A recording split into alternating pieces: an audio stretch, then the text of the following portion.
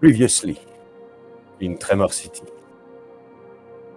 Une succession de flashbacks apparaissent à l'écran, enchaînés les uns après les autres, montrant Callahan dans toutes sortes de circonstances explosives. Les dernières images de ce flashback montrent Callahan au téléphone. Tic-toc, Callahan.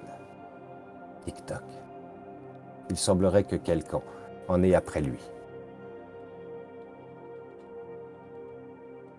Introduction du film. Fondu au noir. Nous revenons derrière un pare-brise mouillé par la pluie.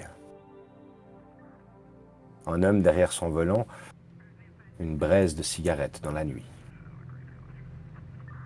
Callahan sort de cet appartement où il a trouvé un cadavre qui l'attendait sur place. Et un coup de téléphone.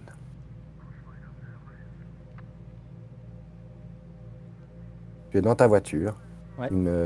une braise de cigarette derrière un volant dans la nuit.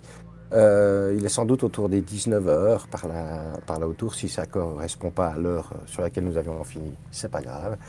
Mais il est sans doute autour des 19h. La nuit est déjà tombée à Tremor City, il fait nuit presque tout le temps. Et tu es sorti donc de l'appartement où tu avais trouvé la victime. Callahan semble se poser des questions, mais la caméra change d'angle. Nous nous retrouvons au niveau du trottoir, un trottoir où les gouttes de pluie sont en train de s'écraser les unes après les autres. On y voit quelque chose tiré pour certaines boueuses qui trottent. On entend dans le lointain des bruits d'armes à feu. En effet, quelques heures plus tôt, rappelez-vous, le commissariat de Tremor City avait explosé. Il semble y avoir un peu d'agitation, les gens marchent rapidement. La caméra s'élève pour suivre une paire de chaussures, puis des genoux, et remonter le long du corps d'un homme en costume, cravate, des petites lunettes sur le nez, une chevelure blonde, une raie sur le côté, légèrement mise en volume, un regard confiant qui marche à pas rapides en direction de la banque de Tremor City. Il s'agit ici d'Alan Willis, un reporter. Il est en direction de la banque pour suivre un indice, une lettre étrange qu'il a reçue la veille à son bureau, lui indiquant que un coffre pourrait susciter son intérêt à la banque de Tremor City, le coffre 417. Alan Willis arrive devant les quelques marches de la banque de Tremor City. Une sécurité privée, certes, mais assez imposante a été mise en place depuis les événements. On le regarde, on jauge sa carrure. Il ne semble pas avoir suscité une quelconque menace. Un hochement de la part des gardes et Alan Willis entre dans la banque. 417. J'avais reçu la lettre la veille. Pas plus. Mais avec tout ce qui se passait en ce moment. Tremor City, c'est une ville qui ne dort jamais. Mais j'avais l'impression que le pouls de la ville s'accélérait. Une explosion d'abord. Un commissariat réduit en cendres. Plus guère de flics, si ce n'est cette vieille carne de Callahan. Callahan, c'est le chien dans Tremor City, il a toujours été là. Et quelque chose me dit qu'il y sera toujours, même crevé, il nous hantera tous. Et ce matin, et la veille, j'ai reçu cette lettre. Pas de signature, évidemment. Juste quelque chose d'intéressant qui pourrait se trouver dans un coffre, le coffre 417. Et comme un bon chien, après son nonos, je vais à la banque. J'ai jamais pu résister face à un mystère. Alors que Alan Willis s'approche du comptoir, on l'accueille. « Bonjour monsieur, qu'est-ce que je peux faire pour vous ?» Une femme de la cinquantaine qui paraît peut-être un peu plus que son âge, ridé et un peu ratatiné derrière son comptoir, la nuque voûtée par le travail de machine à écrire, et de réception de chèques et de comptabilité qui ont sans doute usé son squelette depuis le début de ses jours. Je lui fais ce sourire dont j'ai le secret. Ce sourire ravageur. Qui a toujours su inspirer confiance. Bonjour madame. Je suis là pour visiter un coffre 417 s'il vous plaît. Euh, oui, bien entendu. La clé du coffre? Je lui tends ma carte. Ah oui, excusez-moi. Je fouille dans mes poches. Il y avait bien une clé avec cette enveloppe. Il n'y avait pas de clé, juste un numéro de coffre. Je crains de l'avoir égaré. Vous pouvez faire quelque chose pour moi? Oh, je vais voir. Coffre 417, vous m'avez dit. La femme s'en va avec la carte de visite en main pour disparaître derrière une allée de classeurs assemblés sur des étagères. Je regarde autour de Elle moi. Est-ce que quelqu'un pourrait me voir? Très envie de regarder ce qu'il y a derrière son guichet et si je pourrais pas choper des infos sur ce coffre avant même qu'elle soit de retour. Peut-être quelque chose qui me permettrait de me faire passer pour le propriétaire. Alan Willis regarde à droite, à gauche. Il y a plusieurs clients qui sont au guichet. Deux personnes sont en train d'attendre aussi. Une autre est en train de remplir un chèque ou quelque chose sur une des tables hautes à l'entrée de la banque. Et une autre personne semble étrangement postée proche de la porte des toilettes, juste après l'entrée. Personne ne surveille Alan Willis. Il se retourne donc et jette un œil derrière le guichet. Une petite liasse de billets de 10, prête à être mis dans le tiroir caisse, sans doute un oubli, à portée de main. Peu de papier. Elle semble être allée chercher les informations sur le coffre. La dame semble avoir oublié qu'elle était à Tremor City. Et elle a l'air de l'ancienne école. Pas d'ordinateur, tout par papier, une vieille machine à écrire. J'épluche rapidement, par-dessus le comptoir, la liasse de billets. À la recherche d'un registre, quoi que ce soit. Elle regarde, se penche. Les bruits de talons de la guichetière éveillent son attention. Il se remet droit, je suppose, alors que la femme réapparaît derrière les étagères, un classeur à la main. Pour ne pas éveiller ses soupçons, je me remets droit tranquillement, comme si j'avais fait tomber quelque chose. Je fais glisser le long de ma manche mon briquet. Et quand elle revient, je le prends entre deux doigts pour le lui montrer. Oui, oui, pas de problème. Oh, j'ai oublié ça. Elle ramasse la liasse de billets. Elle la glisse dans le tiroir caisse. Monsieur Willis, c'est juste, dit-elle en lisant la carte de visite. Tout à fait. J'ai ici le nom du propriétaire de ce coffre. Il s'agit de Monsieur Emerson. Malheureusement, je ne peux pas vous faire accéder à son coffre sans son autorisation. Je comprends, personne ne vous a dit que je devais passer. J'ai reçu un étrange message. Je pensais qu'on m'attendait. Oh, non, non, je n'ai rien entendu. Au moment où la femme finit sa phrase, Willis est soudainement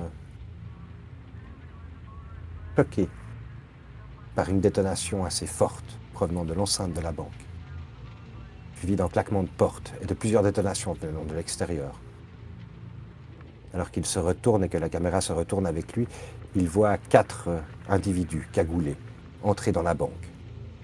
Il semble avoir abattu les gardes à l'entrée. Et l'individu proche des toilettes a disparu. Je saute par-dessus le comptoir. Pas question de se faire trouer la peau. S'il y a bien une chose qu'il faut savoir faire. C'est un hold-up! Callahan, derrière son volant.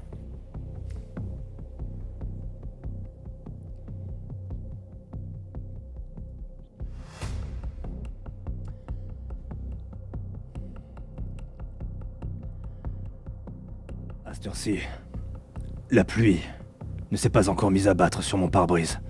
Je dois m'estimer chanceux. Par les jours qui courent, la seule chose qui peut me faire plaisir, c'est quand la pluie nous fout la paix 5 minutes. TikTok Callahan. Qui est encore ce taré qui en a après moi? Ce sera pas le premier. Et je vais tout faire pour que ce soit pas le dernier. Je conduis, je ne sais même pas vers où je roule. Je croyais avoir clos cette affaire. Il en est rien. Un cadavre de plus. Qui m'avait tout l'air d'être le coupable. Mais ce n'était qu'un pantin. J'essayais de me remémorer les derniers événements. La mémoire commençait à me jouer des tours. Que je récapitule. L'explosion du commissariat. L'explosion du commissariat. Tout avait commencé là. Alors que Callahan s'apprêtait à rentrer comme tous les jours, avec quelques minutes de retard. Dans le commissariat de Tremor City, il l'a vu s'envoler en éclats, projeté lui-même de l'autre côté de la rue, étalé sur le goudron boueux des rues de Tremor City. La majorité des forces de police se trouvaient là, c'était l'heure du shift, l'heure où ils s'échangeaient les informations sur la journée, la soirée, l'heure où quelques blagues volaient, l'heure où ça sentait plus le café chaud que le tabac froid. Tous brûlés, explosés, dispersés aux quatre vents. Callahan, quant à lui, a suivi la piste pour arriver jusqu'à l'appartement d'un certain Emerson.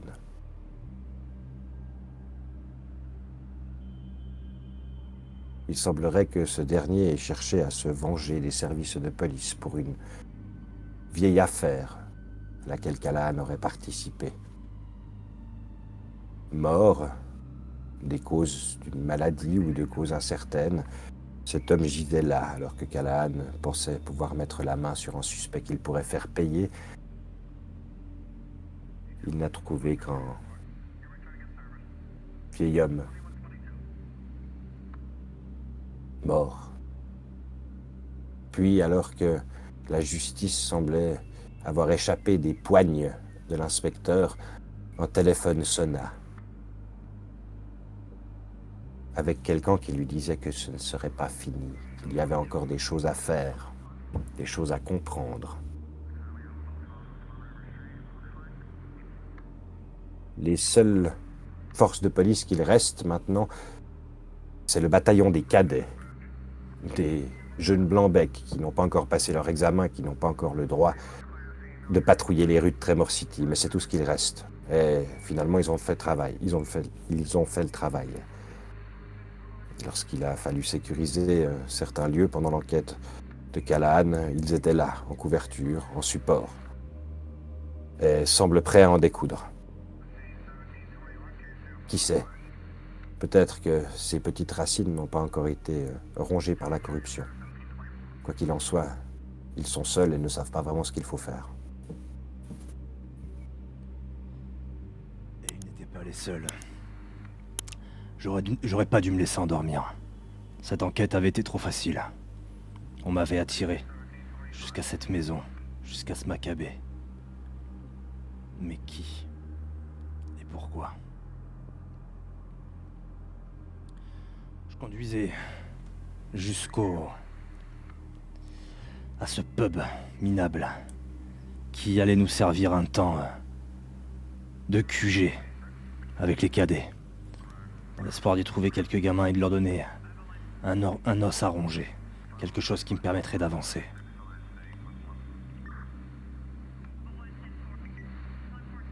Il roule à travers les rues boueuses.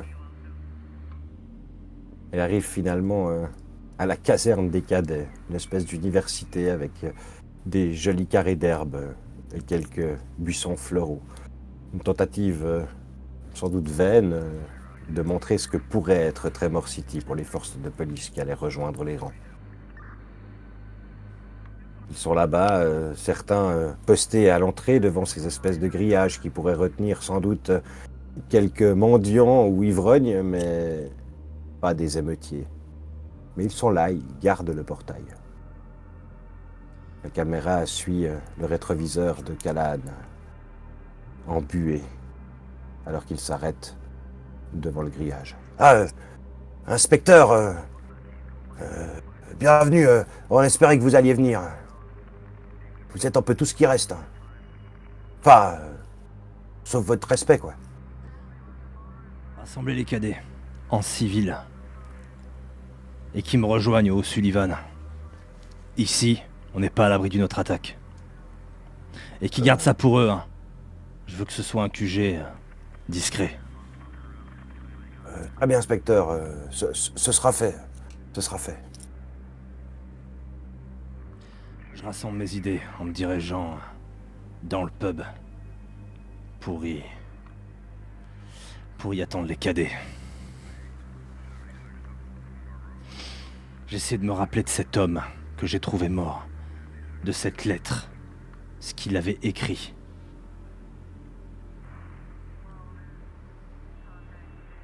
Alors que la voiture avance et roule à toute allure en direction du pub, Callahan se plonge dans ses souvenirs.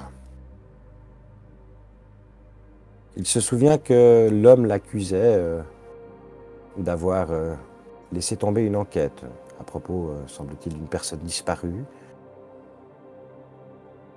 Et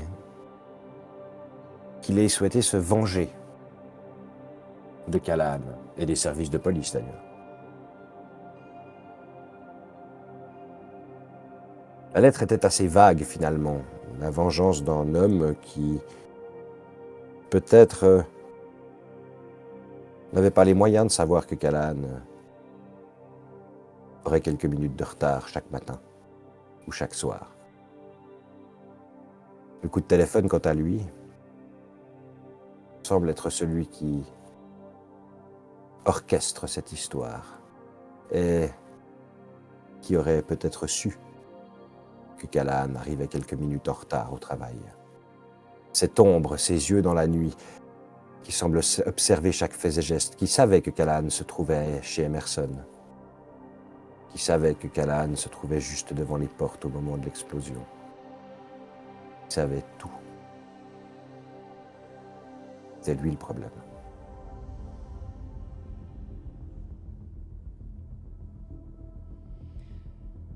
Je cherchais parmi les autorités. Le flic, le chef, une vengeance. Je passais en revue dans ma tête les enquêtes de disparition que j'aurais pu abandonner. Ça me ressemblait pas, mais quand une affaire est classée, une affaire est classée. Que ça nous plaise ou non. Cette affaire, Callahan, au moment où le whisky commence à couler sur les glaçons du verre du bar, pardon. Cette affaire, Callahan s'en souvient, il s'en était déjà rappelé la veille. Une jeune fille disparue, la sœur de cet Emerson, semble-t-il, une histoire de kidnapping, mais qui finalement s'est transformée en histoire de fugue. Aucune preuve, aucune piste, rien qui ne portait à croire que la jeune fille ne se soit pas juste échappée, peut-être soit partie dans une autre ville, se soit fait oublier, si ce n'est peut-être son âge, elle avait 15 ans. Peut-être un peu jeune pour prendre un billet de bus et partir à l'autre bout du pays, mais qui sait, tant de jeunes cherchent à fuir Tremor City.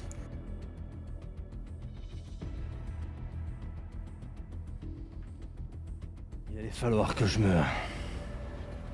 m'intéresse à cet Emerson. En sirotant mon whisky, en attendant les cadets, je réfléchissais à autre chose. J'avais forcément des ennemis chez les flics. Des gens que j'avais pu mettre en colère. Un ripou que j'avais pris plaisir à faire tomber. Quelqu'un qui connaîtrait mes habitudes parce qu'il est flic. Et qu'il est mouillé. Quelqu'un qui continuait peut-être à bosser avec nous. Mais qui supportait pas d'avoir été rétrogradé. Parce que j'avais mis à jour ces petites combines. Compter les ennemis qu'il aurait pu se faire tout au long de sa carrière, c'est un peu comme compter le nombre de bouteilles qui ont dû passer sur le bar du Sullivan. Au moment où Callahan commence à chercher dans sa mémoire si peut-être quelqu'un avec le badge pourrait lui en vouloir assez pour faire sauter un commissariat. La porte du bar s'entr'ouvre et quelques premiers cadets, une dizaine, font leur entrée. Le Sullivan te regarde. Bah dis donc, Callahan, qu'est-ce qui se passe? C'est le nouveau QG, tu vas pas faire de mon bar une cible non plus.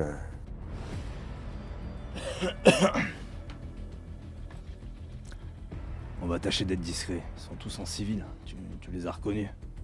C'est le nombre qui t'a Non, fait les reconnaître. Exactement. Quand vous arrivez, et puis ils sont tous bien rasés, bien coiffés, je te promets qu'ils sentent pas la raclure, ceux-là. Hein. On voit tout de suite qu'ils suivent l'ordre. Bref, soyez discrets, ouais, ça m'arrange. T'en attends combien? Tous les cadets qui restent, et rassure-toi, ça fait pas des masses. Bon, ça marche. Si jamais, vous pouvez utiliser l'arrière-salle. Y a pas de partie aujourd'hui.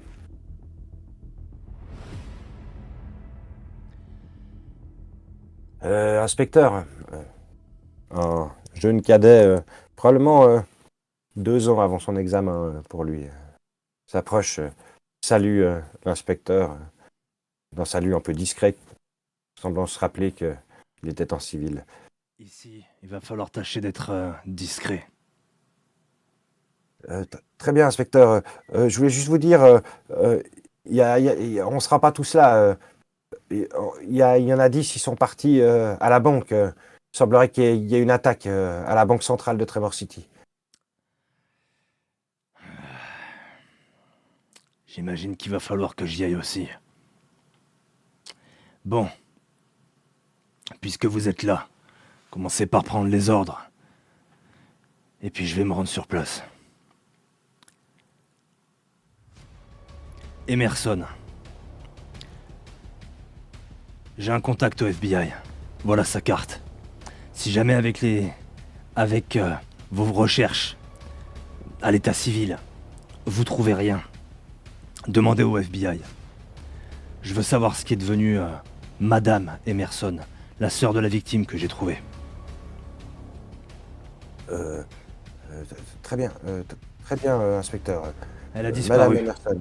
C'était il y a 8 ans. Très bien. L'enquête a été classée.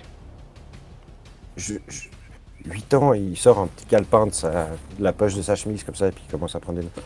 8 ans, Emerson, vous dites, très bien, une disparition? Oui. Deuxième chose. Oui. S'il y a des rescapés parmi les flics, non blessés, des gens qui étaient simplement absents ce jour-là, je veux les noms. Ça va être difficile de savoir. La plupart des registres. Ça, c'est pas mon problème. Je voudrais mes réponses, et pas dans des plombes. Très bien, inspecteur. Je vide mon whisky d'un verre. Ce bleu est déjà en train de m'énerver. Et je quitte le bar.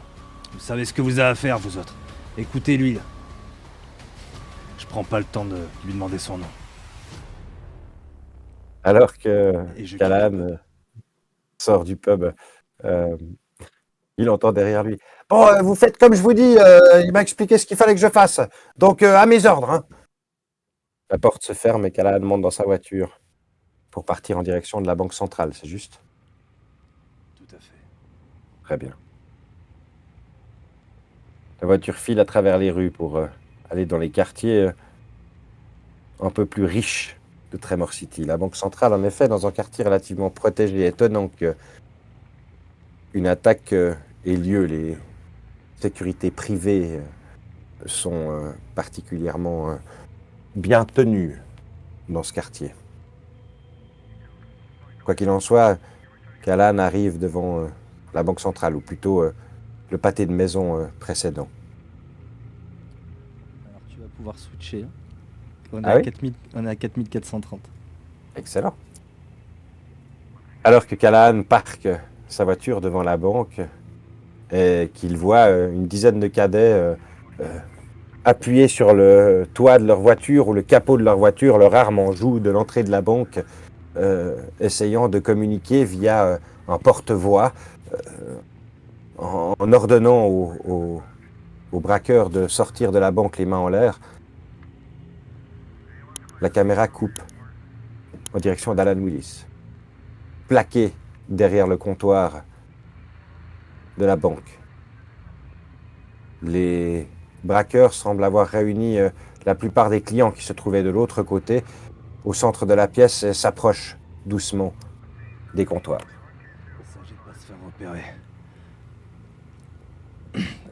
Il s'agit de pas se faire repérer. J'entends les pas qui s'approchent. Je rampe. J'essaie de me diriger vers cet endroit d'où vient la vieille, de me glisser entre les casiers et les tiroirs. À Tremor City, soit on sait manier un flingue, soit on sait éviter les balles. Tu vas me faire un petit jet en discrétion.